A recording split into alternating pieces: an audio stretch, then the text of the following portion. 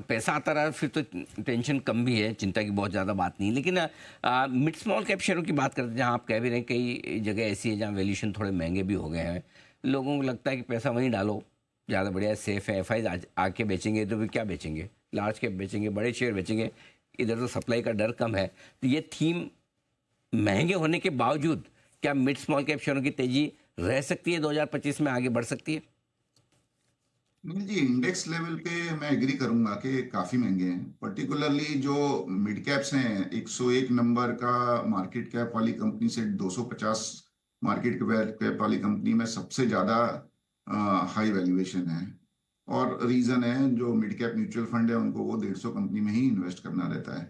But अगर आप देखिए ना, अक्टूबर में, जैसे हम हमारी फंड की बात करें, अक्टूबर थोड़ा चैलेंजिंग मंथ था।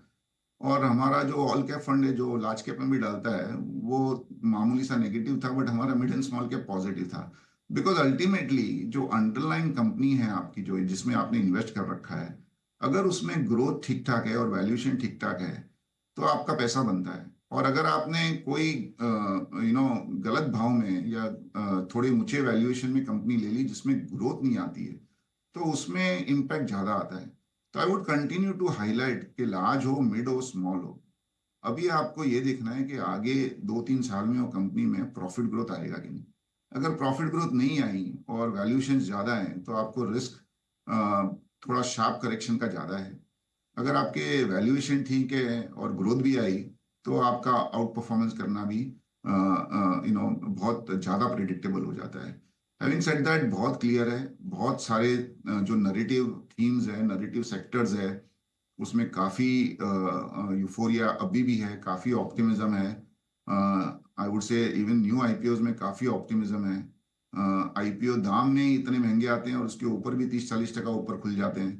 तो आई थिंक थोड़ा सा एक as a I would say conservative and cautious investor, मेरा यही एडवाइस रहेगा कि थोड़ा सा ग्रीड को कंट्रोल करिए और आराम से इन्वेस्ट करिए। ये सर थोड़ी कंट्रोल हुई, ऐसा नहीं हुई, पिछले 2-3 महीनों में थोड़ी कंट्रोल हुई है, जो पैसे बने नहीं है।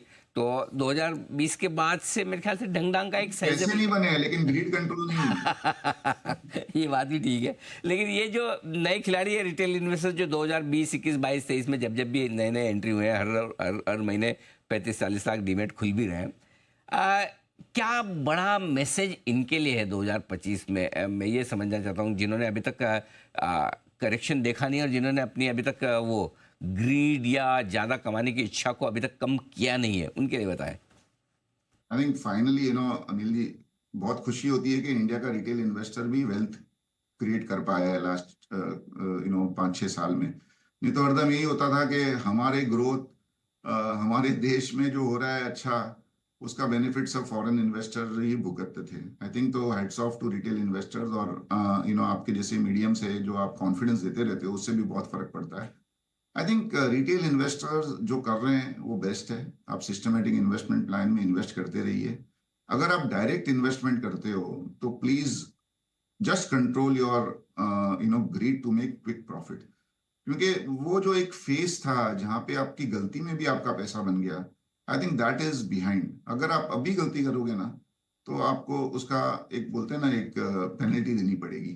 तो आई थिंक थोड़ा सा be a little bit more conscious कि आप कौन से स्टॉक में और क्यों इन्वेस्ट कर रहे हो। और ये जो चैट ग्रुप और ये व्हाट्सएप यूनिवर्सिटी में जो टिप घूमती रहती है, उस पर थोड़ा अभी है ना, you have to take it with the pinch of salt.